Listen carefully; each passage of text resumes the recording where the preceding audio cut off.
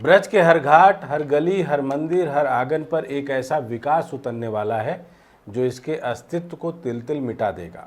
यह खतरा सिर्फ प्राचीन मंदिरों और कुंडों पर नहीं, बल्कि इस्कॉन, प्रेम मंदिर, तटिया स्थली जैसे भव्य स्थलों पर भी मंडरा रहा है, जिन्हें परिषद के सांचे में ढालकर उनकी आत्मा तक बदल दी जाएगी। नमस्कार, मैं डॉक्टर विजय शुक्ला।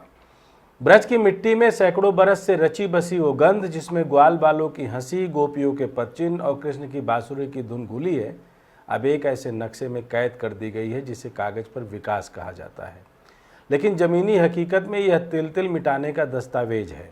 जिस भूमि पर कभी गोधूली बेला में गायों के झुंड लौटते थे, जहाँ यमुना किनारे राधा कृष्ण की रासलीला के गीत बहते थे, वहाँ अब डिजाइन एसोसिएट्स के आर्किटेक्ट और ब्रज तीर्थ विकास परिषद के अफसर सर्वेक्षण मीटर लेकर खड़े हैं। उनके हाथ में भावनाओं का मापदंड नहीं, राजस्व का नक्शा है। वे घाटों को देखते हैं तो जल के आंचल में आस्था नहीं, बल्कि संभावित टिकट खिड़की और लाइट शो के स्पॉट देखते हैं। वे कुंडों को निहारते हैं तो गोपियों के स्नान लीला की स्मृति नहीं, बल्कि पार्किंग स्पेस की गणना करते हैं। ब्रज तीर्थ विकास परिषद के एजेंडे में सिर्फ वृंदावन नहीं है, कागज पर साफ साफ लिखा है पूरे ब्रजमंडल, जिसमें मथुरा के कृष्ण जन्मभूमि, द्वारकाधीश मंदिर, गोकुल, बरसाना, नंदगांव और यमुना किनारे बसे तमाम इलाके शामिल हैं। उनको चरणबद्ध तरीके से हेरिटेज जोन में बदला जाएगा। यह शब्द सुनने में बड़ा सम्मानजनक लगता है, लेकिन इसका अर्थ है कि यहाँ के हर कच्चे पक्के घर, हर पुरानी गली, हर मंदिर परिसर और यहाँ तक कि यमुना के घाट भी नए सांचे में ढाले जाएंगे। इस ढलने की प्रक्रिया में जो असली रूप है, जो आत्मा है, वो मिट जाएगी। बरसाना की होली, नंदगांव का लठमार उत्सव, रास महोत्सव, झूलन यात्रा सब इवेंट मैनेजमेंट के तहत आ जाएंगे। वहाँ लोक कलाकार और सेवायत अब परंपरा से नहीं, बल्कि कॉन्ट्रैक्ट से बंधे होंगे। कृष्ण के हर किस्से की स्मृति इस भूमि के हर मोड़, हर पेड़, हर जलधारा में है। जहाँ कहीं भी कोई पीपल का पेड़ है, वहाँ की छाँव में ग्वालों के विश्राम की कथा है। जहाँ कोई छोटा सा तालाब है, वहाँ गोपियों का जल क्रीड़ा का प्रसंग है। लेकिन जब विकास के बुलडोजर चलेंगे तो ये पेड़ लैंडस्केपिंग के लिए काटकर बदले जाएंगे, तालाबों को वाटर फ्रंट बनाकर किनारे पर रेस्टोरेंट लगाए जाएंगे। रासलीला के खुले आकाश को शेडेड स्टेज में बदल दिया जाएगा, ताकि टिकट खरीदकर आए पर्यटक बैठकर देख सके। यहाँ की हवा में जो बांसुरी की धुन आज भी गूंजती है, उसे साउंड सिस्टम और प्रायोजित शो के शोर में दबा दिया जाएगा।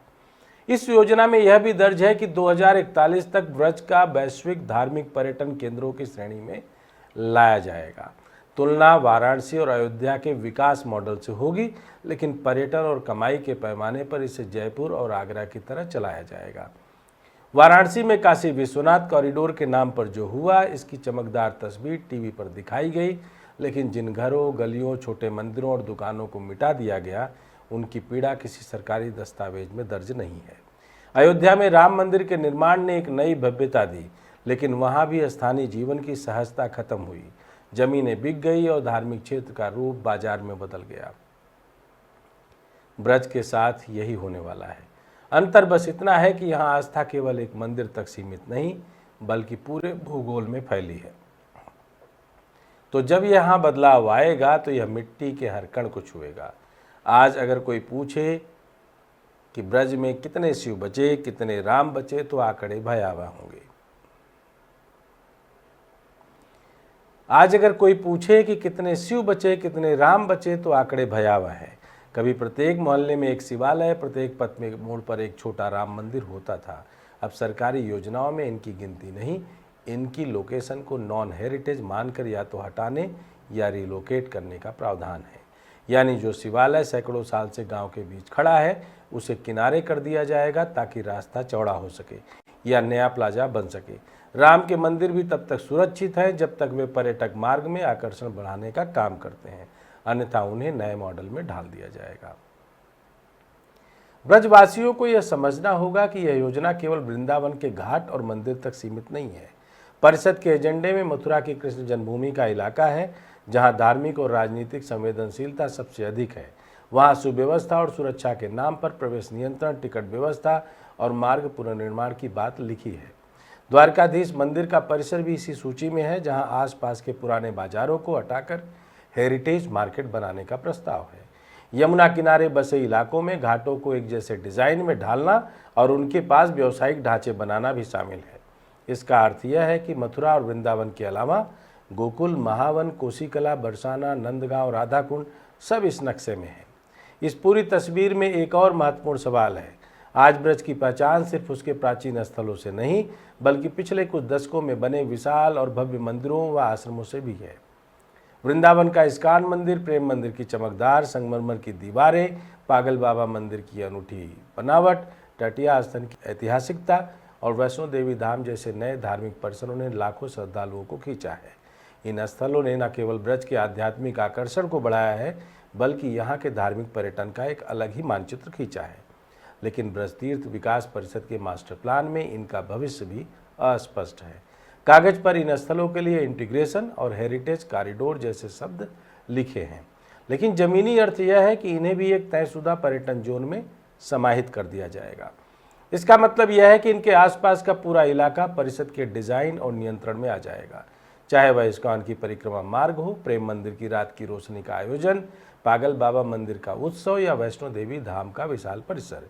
इन सभी के संचालन और गतिविधियों पर परिषद की सीधी निगरानी और सुव्यवस्था के नाम पर दखल बढ़ेगा। आज इन स्थलों का संचालन उनके अपने ट्रस्ट या संस्थाओं के हाथ में है। उनकी अपनी नियमावली है और उनकी पहचान उनके संस्थापकों और भक्तों की आस्था से जुड़ी है। लेकिन जब यह सब ब्रज विकास योजना के तहत सेंट्रल मैनेजमेंट में लाया जाएगा, तो न केवल इनके कार्यक्रमों का स्वरूप बदलेगा, बल्कि इनके आर्थिक मॉडल भी परिषद की नीतियों के अधीन हो जाएंगे।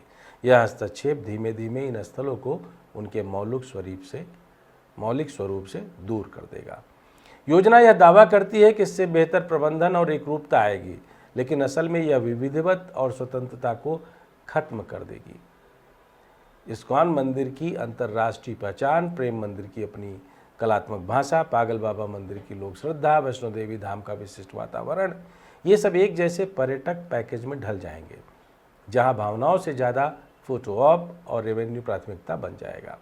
अगर ब्रजवासियों और इन मंदिरों से जुड़े भक्तों ने अभी से सजगता नहीं दिखाई, तो आने वाले वर्षों में यह योजना इन भव्य स्थलों के लिए भी एक तरह का काल साबित हो सकती हैं। उनके नाम रहेंगे, उनकी इमारतें खड़ी रहेंगी, लेकिन उनका आत्मिक स्वभाव, उनका स्वतंत्र अस्तित्व और उनकी मौलिकता धीरे धीरे योजना के कागजी नक्शे में समा जाएंगी और ब्रज की तरह वे भी एक चमकदार लेकिन नियंत्रित एसेट बनकर रह जाएंगे। 2041 का ब्रज, अगर यह योजना जस की तस लागू हुई, तो वह एक ऐसा शहर होगा जिसमें राधा कृष्ण के नाम तो रहेंगे, लेकिन वे पैकेज टूर की ब्रोशर में सजावट के तौर पर होंगे। गोपियों की स्मृति बस फोटो गैलरी में, रासलीला केवल टिकट वाले शो में, झूलन यात्रा बुकिंग स्लॉट में और यमुना स्नान प्रीमियम पास में बदल जाएगा। जो ब्रजवासी पीढ़ियों से आस्था को जीते आए हैं, वे अपने ही आंगन में प्रवेश के लिए अनुमति पत्र दिखाने को मजबूर होंगे। आज जो गोपाल मंदिर में बिना रोक टोक भजन करता है, वह कल प्राइवेट सिक्योरिटी के बैरियर पर रोका जाएगा, क्योंकि टूरिस्ट टाइम खत्म हो गया है। सरकार और परिषद कहेंगे कि यह संरक्षण है, यह अंतर्राष्ट्रीय पहचान है, यह पर्यटन बढ़ाने का मौका है, लेकिन सच्चाई यह है कि यह एक सुनियोजित विस्थापन है, स्थानीय संस्कृति का, स्थानीय लोगों का और उस अदृश्य भाव का जो ब्रज की असली पहचान है। काशी और अयोध्या में जो हुआ, उससे सबक न लेने की कीमत ब्रज को चुकानी पड़ेगी। फर्क बस इतना है कि वहाँ आस्था का केंद्र एक मंदिर था, यहाँ पूरा भूगोल है। इस भूगोल को अगर राजस्व नक्शे में बांध दिया गया, तो गोपियों की हर निशानी, कृष्ण की हर कथा, शिव और राम के हर छोटे से छोटे प्रतीक, यमुना के हर घाट और हर मुरली की धुन सब धीरे धीरे मिट जाएंगे। यह मिटना एक बार में नहीं होगा, बल्कि रोज थोड़ा थोड़ा, ताकि विरोध की लहर ना उठे और लोग इसे विकास मानते रहें। लेकिन जब 2041 आएगा, तब शायद ब्रजवासी खुद पूछेंगे, हमने क्या बचाया? हमारी मिट्टी, हमारे देव, हमारे पर्व, या सिर्फ उनके नाम का साइन बोर्ड? यह चेतावनी आज इसलिए जरूरी है क्योंकि कल को जब यह सब बदल जाएगा, तब पछताने से कुछ नहीं होगा। ब्रजवासियों को अभी तय करना है कि वे अपने भविष्य के संरक्षक हैं या सिर्फ दर्शक।